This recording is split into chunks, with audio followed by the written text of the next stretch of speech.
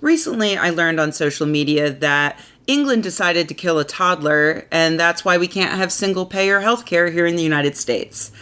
I was very disappointed to learn this because I'm a filthy liberal who desperately wants to give all of my money away to people who need it but don't deserve it for some reason. Oy, where to even begin? Alfie Evans was a toddler who was born seemingly healthy but developed seizures a few months after he was born, and he was essentially hospitalized from then on. His doctors said that he had a degenerative brain disease, and sure enough, by the time he was almost 2, he was brain dead and being kept alive only by machines, a ventilator. The doctors pointed out that it was inhumane for him and his family to keep him in that state, and so they recommended that he be removed from life support. His young parents, though, decided that if Alfie could breathe by ventilator, then he could still get better, despite what the doctors were saying. They appealed to the Catholics, who, as you may know, are very big on keeping white babies alive and not really anybody else. Sure enough, they got the Christian Legal Center to represent them in court, and even flew to Rome to get the Pope's blessing, which seems like the type of thing that you could at least do over Skype, considering that your child is stuck in a hospital bed in England, and generally you might want to stick pretty close to him, but hey, who am I to judge people in a position that I will literally never be in because I will not have children, and if I did have children, I would listen to doctors about what to do about their medical care. Silly, I know.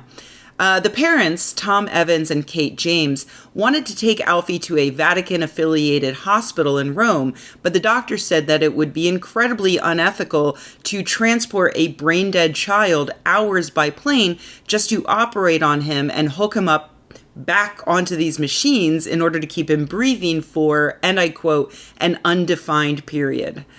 The parents and the Christian Legal Center took the hospital to court, where the judges ruled in favor of the doctors. They then turned to the Supreme Court, where the judges wouldn't even let them appeal. Finally, they went to the European Court of Human Rights, where the judges again said that they did not have a case. Why? Because the doctors made the right decision initially. Alfie's human rights determined that his treatment cease. In the end, doctors were able to terminate Alfie's care, and he, of course, died. Meanwhile, over on social media, conservatives and Christians, especially Americans, spun this as the state overruling the rights of parents and making a cold-hearted decision to kill a little boy because his care cost too much, with even the vaccine denialists getting in on it by claiming that he was killed by vaccines and it's all a big cover-up.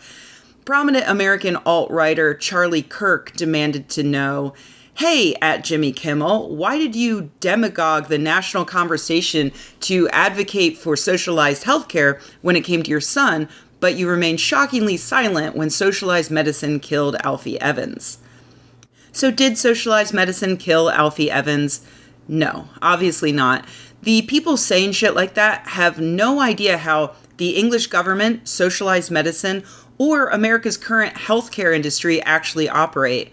If they did, they'd realize that, first of all, this was a decision made by the court system, not socialized medicine. You see, the original recommendation was made by the doctors. The parents had every right to object to the doctor's expertise, but it was the court system that then found that it was the parents who were attempting to violate the human rights of their child, not the doctors. Then let's look at what would or could happen to the same sort of situation under the current American system. Instead of doctors making a decision based entirely upon what is best for the patient, in this case Alfie Evans, the patient and their family have to make decisions based on their own insurance coverage and their financial situation. What can they afford? They have to decide, do we have the money to keep our child on life support? Do we even have the money to go see a doctor in the first place when the seizures begin? But let's say that they do have health insurance, so they do go to the doctor, and they do put the child on life support without being financially ruined. Great. When the doctors suggest that they pull the plug and the parents want to continue, now it's up to the insurance companies to decide if they're going to continue to provide coverage for this patient against the doctor's orders. So now it's not a doctor making the decision and then a trained judge evaluating that decision. It's a paper pusher at an HMO who gets to decide if the patient lives or dies. The parents would then still have to go to court if they wanted to force the insurance company to pay, which is what happened to the family of Celia Canton, who was in a persistent vegetative state following a drowning. It was Florida Governor Rick Scott who granted them a waiver for a 24-hour nurse when the insurance company wouldn't cover them. Or, of course, there's the famous case of Terry Schiavo, who was in a persistent vegetative state for years while her husband tried to terminate her care, which he said were her actual wishes. And her parents attempted to force the hospital to continue keeping her on life support. That case went to the courts, who again decided in favor of the doctors, who said that Schiavo was already dead and that the humane thing to do was to terminate treatment. The parents appealed all the way up to the Supreme Court, but in the end, the doctors, Terry, and her husband won out, and she was removed from life support. And by the way, socialized medicine was not involved in either of those high-profile cases. Despite these and many other cases, I don't see people like Charlie Kirk and the alt-right demanding to know why private healthcare caused those deaths. The simple reason why is that they will use anything they can to demonize a liberal program that isn't perfect, but is obviously far better than anything else we have, which anyone can see by looking at any study showing that here in the United States, we pay the most amount of money for healthcare, despite seeing lower life expectancy rates than other industrialized countries.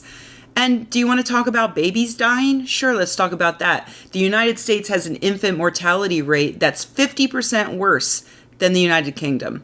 50%. Maybe start thinking about why that is happening before you yell about a single sensationalized case that you obviously know absolutely nothing about.